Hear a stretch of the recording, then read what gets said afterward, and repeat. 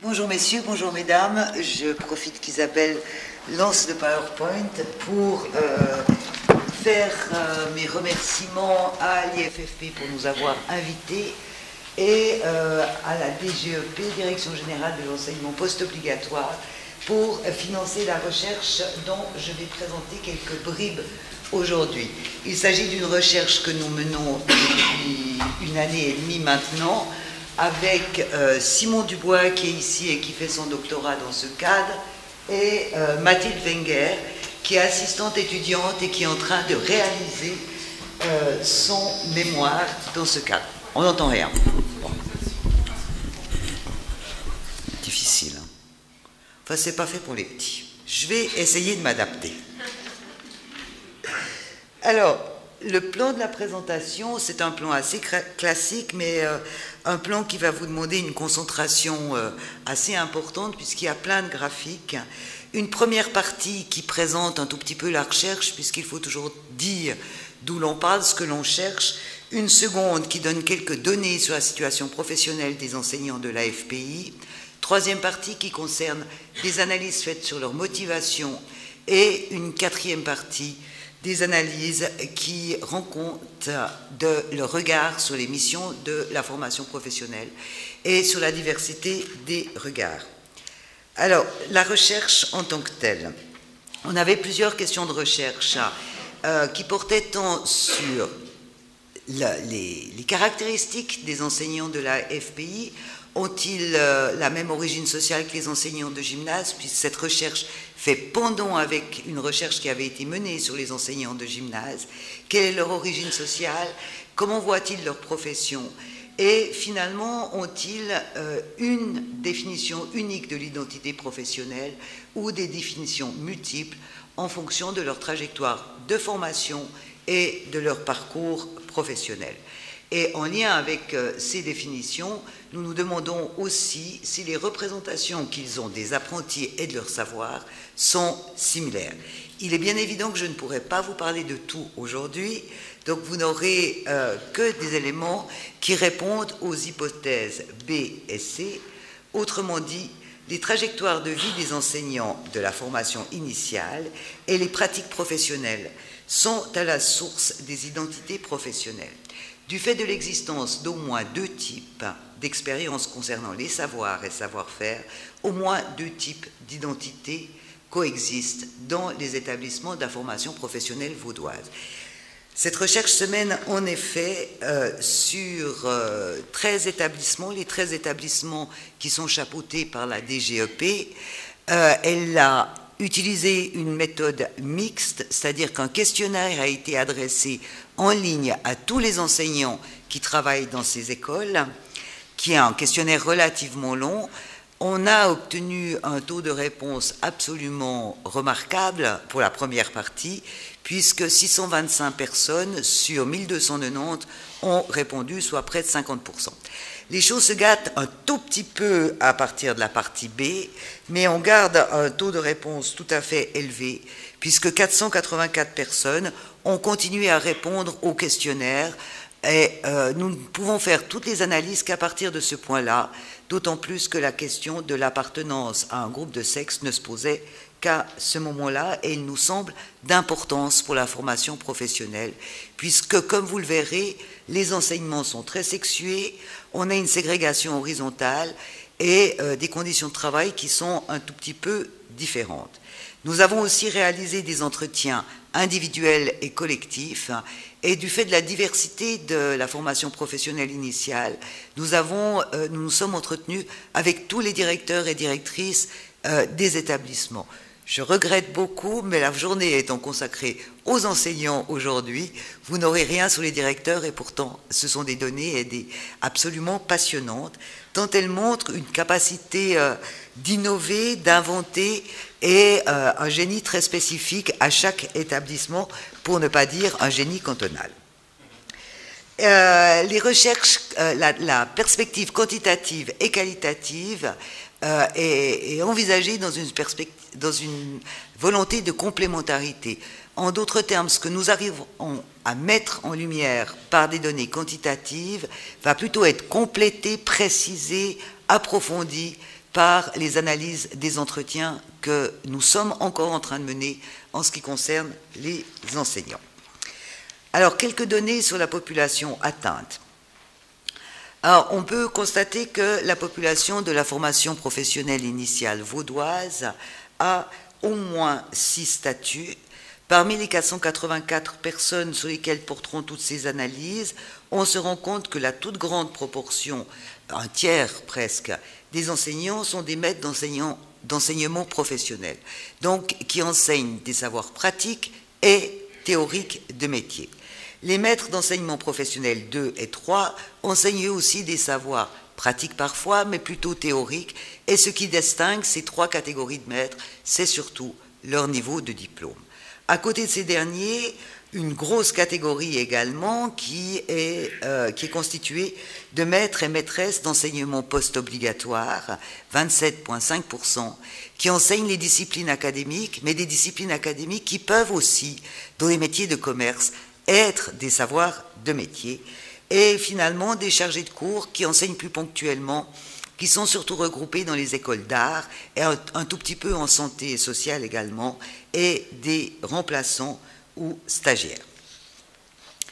On constate des proportions très différentes d'hommes et de femmes en ce qui concerne le type de branche et les disciplines d'enseignement au sein de la FPI. La culture générale est ainsi féminine, de même que les disciplines académiques, alors que la théorie et la pratique professionnelle sont plutôt connotées masculines. Si l'on regarde, les proportions d'hommes et de femmes se répartissent très différemment selon les statuts. Je ne vais pas commenter chacun de ces éléments, mais on constate que les femmes, 40% des femmes qui ont répondu sont des maîtresses d'enseignement post-obligatoire, donc des personnes qui ont effectué un cursus universitaire, plus une formation pédagogique, souvent à la HEP, parfois à l'IFFP, ceci dépendant des générations. Et je dois dire qu'on constate une féminisation progressive de la formation professionnelle dans les écoles, notamment en ce qui concerne les branches académiques. Ce qui est extrêmement intéressant de voir, c'est que femmes et hommes sont regroupés dans des familles de métiers ou des familles disciplinaires très différentes. On a donc un phénomène de ségrégation horizontale tout à fait net, les femmes étant plutôt des enseignantes de langue, d'économie et des enseignantes de santé sociale. Donc ce regroupement trahit les choix faits au moment de la formation initiale, que ce soit en apprentissage ou que ce soit pour des formations de longue durée. On se rend compte par contre que que les hommes sont en majorité écrasante en ce qui concerne l'informatique, les métiers du bois, du bâtiment, l'électronique et les métiers de bouche. On a quelques domaines relativement paritaires, le commerce et l'industrie, l'art et l'artisanat, et enfin les sciences humaines dans le cas de l'enseignement de culture générale. Les taux d'activité sont aussi différenciés par sexe, les femmes étant beaucoup moins nombreuses à travailler à plus de 80%, et c'est en général le cas dans la plupart des professions enseignantes que nous avons étudiées. Nous sommes en train de faire des analyses pour voir s'il y a des variations des taux d'activité en fonction des cohortes d'âge, en fonction également de la situation familiale et du nombre d'enfants, mais celles-ci ne sont pas encore terminées. Une question qui nous a semblé extrêmement intéressante, notamment après des discussions que nous avons eues avec les directions des établissements, c'était l'ancrage dans la pratique professionnelle des différents enseignants de la FPI. Et nous avons consacré une partie de nos analyses à voir si les personnes qui enseignaient dans les écoles professionnelles avaient aussi une activité rémunérée extérieure. Alors on se rend compte que 28,3%, quand même un peu plus d'une personne sur 4, a une autre activité professionnelle à l'extérieur des établissements de la FPI. La plupart des personnes qui ont des activités professionnelles externes enseigne la théorie de métier, mais de manière assez surprenante et contre-intuitive pour nous, nous avons remarqué que plus de 20% des enseignants qui enseignent les disciplines académiques disent avoir une autre activité rémunérée.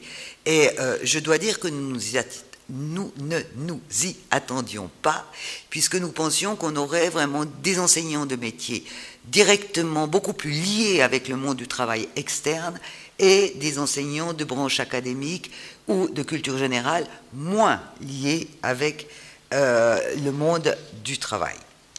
Mais l'explication se donne, c'est que la plupart des personnes qui ont des activités externes, rémunérées, ont des activités dans le domaine de l'enseignement. Autrement dit, qu'il s'agisse des enseignants professionnels ou des enseignants des disciplines académiques, ces autres activités rémunérées sont surtout des activités d'enseignement. Donc on voit que finalement, si les personnes viennent de deux mondes professionnels très différents, progressivement, les autres activités qu'ils conservent à l'extérieur de la FPI vaudoise sont des activités d'enseignement. Donc on peut constater un virage qui est finalement assez similaire pour les deux filières que nous avions distinguées par définition au départ. On peut aussi relever, et je pense que ça vaut la peine de le faire, que les femmes sont très nombreuses à avoir des activités externes quand elles viennent du domaine des arts, et cela peut être mis sur le compte du fait qu'elles sont plus nombreuses à avoir des statuts de chargées de cours dans ces domaines, dont des statuts moins pérennes, plus précaires que les hommes. De la même façon, les hommes sont plus nombreux. Je fais cette remarque sur les métiers d'art parce qu'on a une parité entre femmes et hommes dans les métiers d'art, ce qui n'est pas du tout le cas dans les métiers de la mécanique. Donc si dans les métiers de la mécanique, on voit beaucoup plus d'hommes avoir des activités à l'extérieur, c'est aussi parce qu'il y a beaucoup plus d'hommes dans les métiers de la mécanique. Alors que dans les métiers d'art, c'est la question de l'insertion dans les écoles qui est différente. En ce qui concerne les responsabilités, là aussi on obtient des résultats significatifs. En ce qui concerne les décharges obtenues, les hommes ont plus souvent des décharges, souvent pour des charges pour s'occuper administrativement de l'école, ce qui veut dire aussi qu'il y a une forme quand même de ségrégation verticale qui se dessine de ce point de vue, mais ils ont aussi plus de responsabilités externes dans des associations professionnelles, dans le corps politique, dans les partis politiques. Mais là aussi, nous allons essayer de faire aboutir ces analyses en les comparant avec les situations familiales et l'âge des participants, puisqu'on constate en général un lien pas aussi net qu'avec le taux d'activité, mais entre la situation familiale et les responsabilités prises à l'extérieur. Venons-en maintenant aux motivations. Alors, ce qui est tout à fait intéressant, contrairement aux enseignants de gymnase, 4 motivations ont l'aval de 75% des enseignants quand on leur demande quelle est leur motivation principale. Il s'agit de l'intérêt pour l'enseignement à des élèves de ce groupe d'âge, de l'intérêt pour la pédagogie, de l'intérêt pour les relations humaines, de l'intérêt pour mon métier d'origine, mon autre métier. Et on peut dire que si on fait les analyses séparément avec les enseignants qui viennent du monde académique, l'intérêt pour ma formation d'origine, l'intérêt pour mes disciplines, ma discipline académique, occupe la même position que l'intérêt pour mon précédent métier. Donc on est, de ce point de vue, là aussi, dans une situation similaire.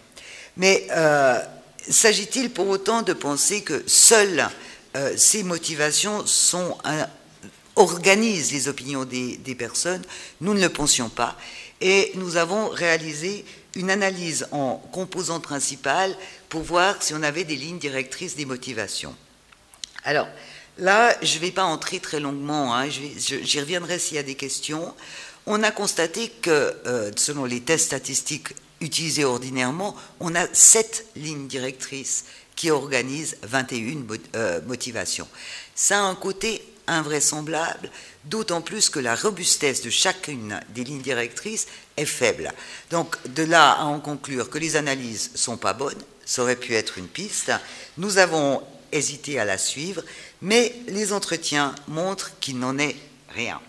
Ces lignes directrices nombreuses, multiples, marquent l'enchevêtrement que l'on peut voir dans cette citation d'entretien. Il s'agit d'un homme, enseignant professionnel, dans une école technique à plein temps, et qui montre qu'il y a une opportunité. Il avait choisi un métier au départ, un intérêt qui n'a rien à voir avec l'enseignement, qui était un intérêt pour le social et les gens en général, que parallèlement, son histoire de vie faisait qu'il se rapprochait d'un groupe de jeunes et qu'il était inséré dans le syndicat qui lui a donné l'occasion de poursuivre moult formations.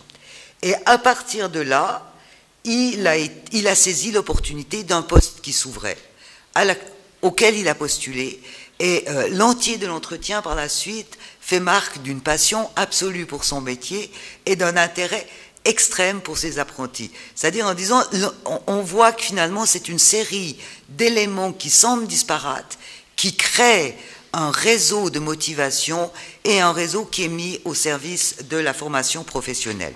Deuxième entretien que l'on voit également apparaître, alors qu'on proposait, c'est la première solution qui s'était offerte, où ma motivation a été une période de chômage et qu'on voyait très très peu apparaître. Dans cet entretien, elles apparaissent clairement.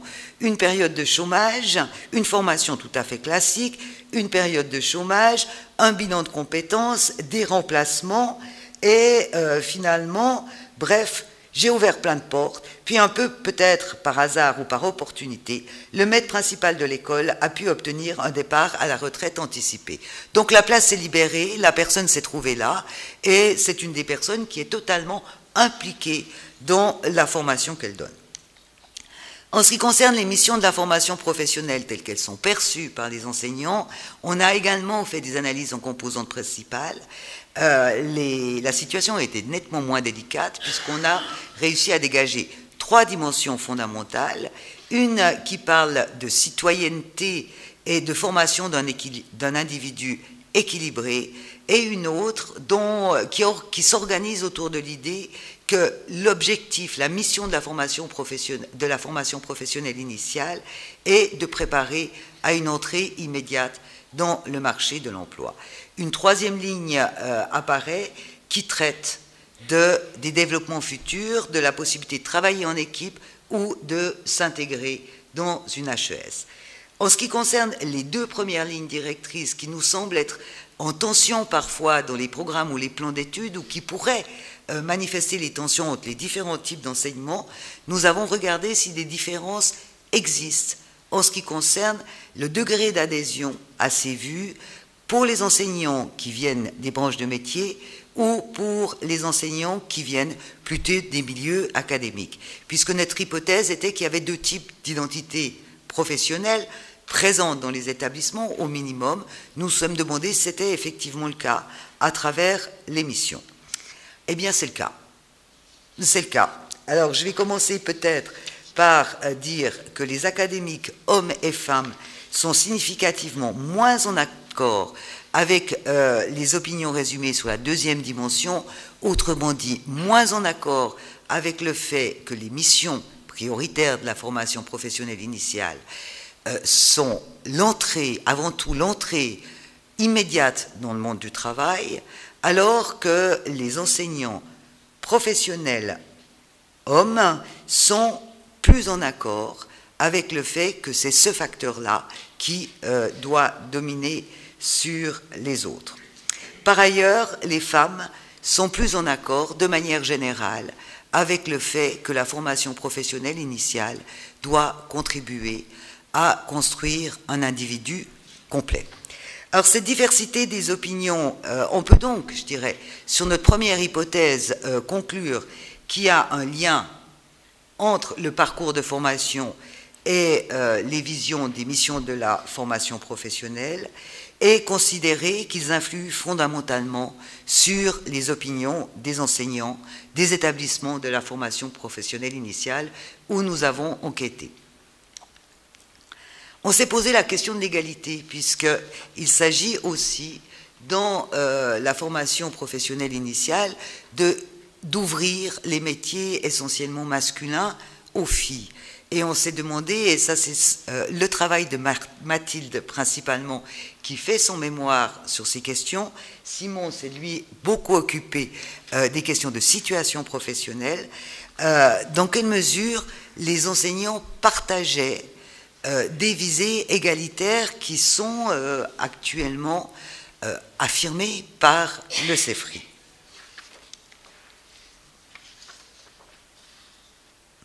Alors, dans notre enquête, nous avons utilisé 2 échelles de sexisme, une échelle dite de sexisme traditionnel et une autre de sexisme moderne. Quand on parle d'échelle de sexisme, c'est-à-dire qu'on a des items qui existent, qui ont déjà été validés dans d'autres enquêtes, et ça nous permet de comparer les enseignants romans et les enseignants d'autres pays. Eh bien, nous sommes assez contents de constater que les résultats globaux montrent une volonté égalitaire grande de la part des enseignants romans, puisque plus le score était élevé, plus les enseignants étaient propices et défendaient des mesures égalitaires. Alors on constate que la volonté égalitaire dans une logique de sexisme traditionnel qui voit les femmes à la maison et non dans le monde professionnel est combattue assez largement dans les enseignants, puisqu'ils arrivent à un score de 5,36 en moyenne sur 7, ce qui est élevé. Le sexisme moderne pose encore un peu plus de problèmes. Elle concerne par exemple l'adhésion à l'opinion que les femmes ne sont pas assez représentées dans les médias par rapport aux hommes, alors qu'on sait qu'elles sont moins représentées dans les médias ou différemment représentées dans les médias que les hommes. Donc là, on parle de sexisme moderne, dans l'autre cas, on parle de sexisme traditionnel. Donc on voit que les enseignants, globalement, soutiennent les mesures de l'égalité, mais là aussi, avec des différences entre les femmes et les hommes, les femmes étant quand même plus amenées à être plus favorables aux mesures pour l'égalité. Tout ceci nous amène quand même à conclure que si problème d'ouverture des professions il y a, ce sont des conclusions provisoires, pour attirer les filles, elles ne résultent pas tant dans la formation professionnelle en tant que telle que dans les cultures de métier.